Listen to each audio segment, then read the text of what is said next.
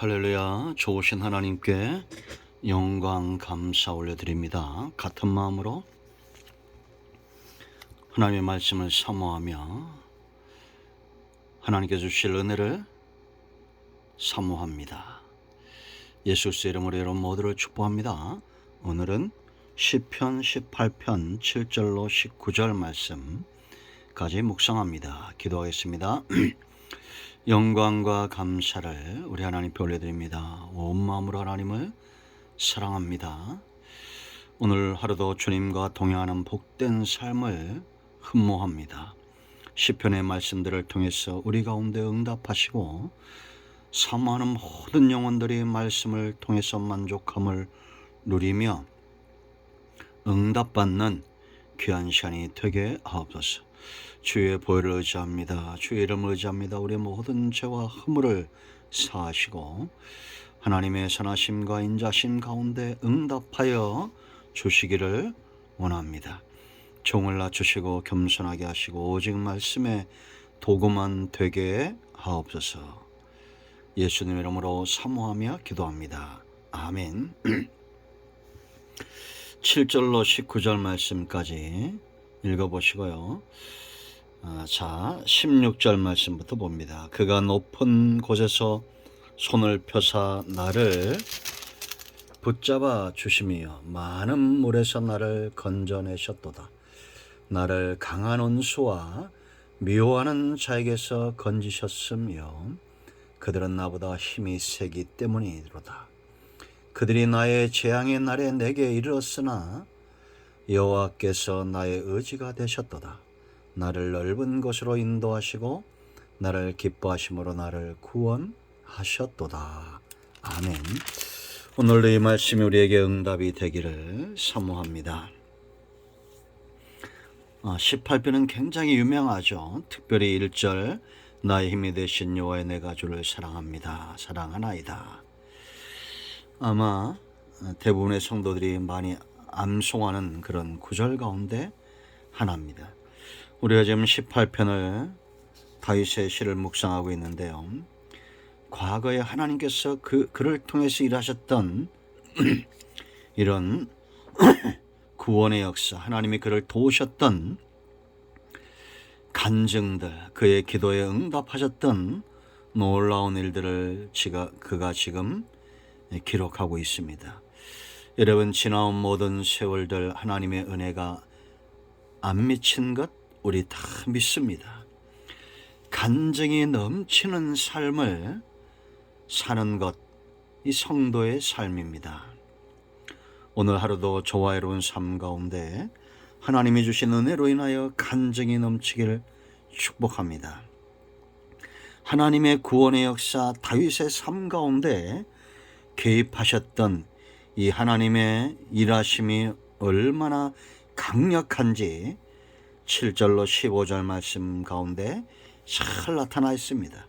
마치 땅이 갈라지고 지진이 일어나듯 화산이 폭발하듯 하나님의 어떤 초월성과 그 하나님의 강력한 임재를 잘 나타내주고 있고 하나님의 심판과 하나님의 일하심이 얼마나 신속한지에 대해서 보여주고 있다라는 겁니다.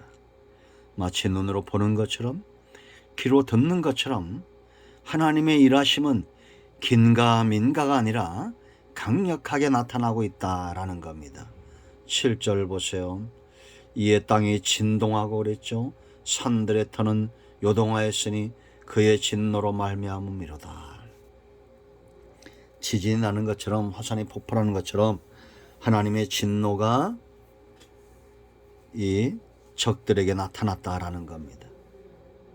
8절에 그의 코에서 연기가 오르고 입에서 불이 나와 사람이 그 불에 숯이 피었도다라고 말하죠. 마치 화산이 폭발하는 것처럼. 그런가 하면 10절에 그룹을 타고 다니시며 천사를 타고 바람 날개를 타고 높이 솟아오르셨도다. 하나님이 실제로 눈에 이렇게 보였다는 것이 아니라 비유적 표현이죠. 하나님의 임재하심과 일하심이 이처럼 초월적이며 강력했다라는 겁니다. 그럼 14절에 신속한 심판을 이야기하죠. 그의 화살을 날려 그들을 흩으시며 많은 번개로 그들을 깨뜨렸다라고 말합니다. 그럼 이제 우리가 생각해 봐야 됩니다. 하나님의 이렇게 강력한 임재와 일하심, 피할 수 없는 하나님의 구원하심의 역사, 어떻게 이렇게 하나님이 일하실까요? 세 가지 이유 때문입니다. 첫째는 기도의 응답입니다. 너무나 당연한 것 같죠? 그러나 여러분, 기도는 반드시 응답되어져야 됩니다. 6절에 그가 부르짖었고 17절에 이에 그럽니다. 응답하셨다는 겁니다. 왜 기도 응답이 반드시 이루어져야 되냐? 이건 약속이죠. 우리가 주의 이름을 의지하고 간구하는 모든 기도에 응답하시겠다. 성경은 요한복음 14장 11절 이하에 분명히 약속하고 있습니다. 그럼 여러분, 응답을 사모하는 저와 여러분은 하나님의 약속의 말씀을 붙들고 나아가 간구하고 부르짖어야 됩니다. 다윗은 나의 하나님, 나의 여호와, 하나님과의 관계 속에 있는, 언약 관계 속에 있는 이 약속을 의지해서 기도하고 있고, 여러분, 우리가 생각해 보세요. 하나님이 다윗을 통해서 이루고자 하는 일들이 있지 않겠습니까? 이것은 오늘 저와 여러분도 마찬가지입니다.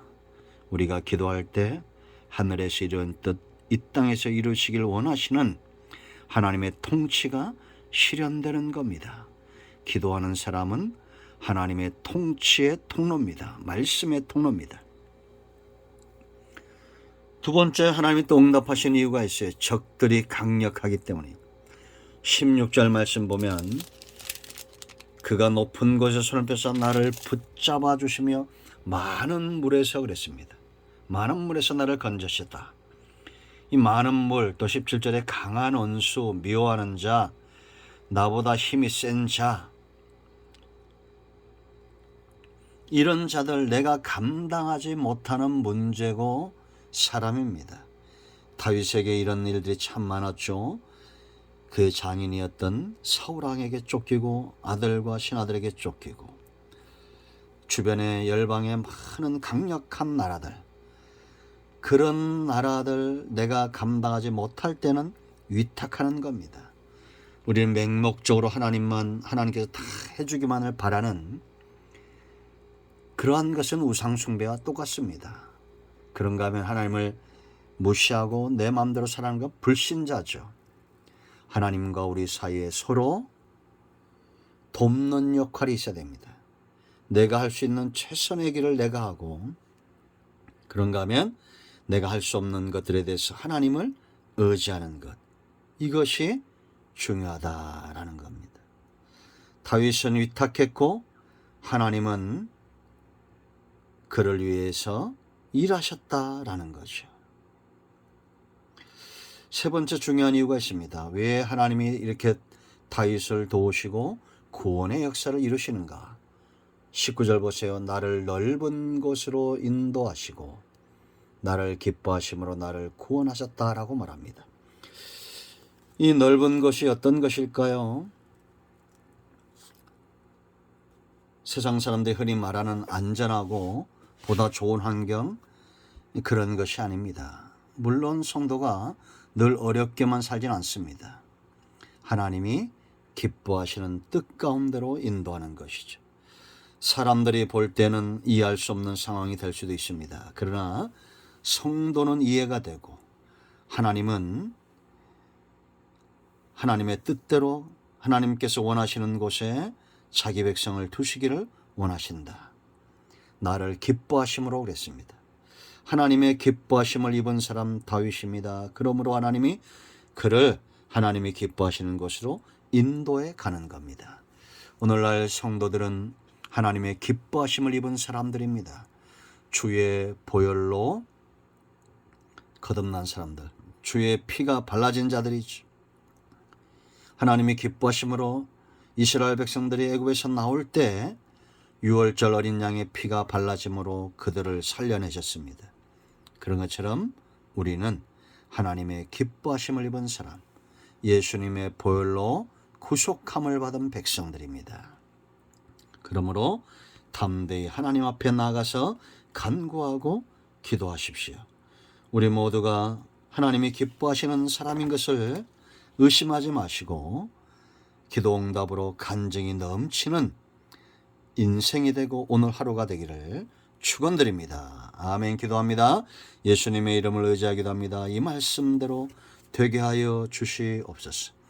우리 가운데 마음이 상한 자, 병든 자 치유하시고 회복시켜 주시기를 원합니다. 예수님의 이름으로 사모하며 축복하며 기도합니다. 아멘. 할렐루야. 예수 그리스도의 이름으로 여러분의 모든 문제와 질병은 치유되고 회복되었습니다. 아멘.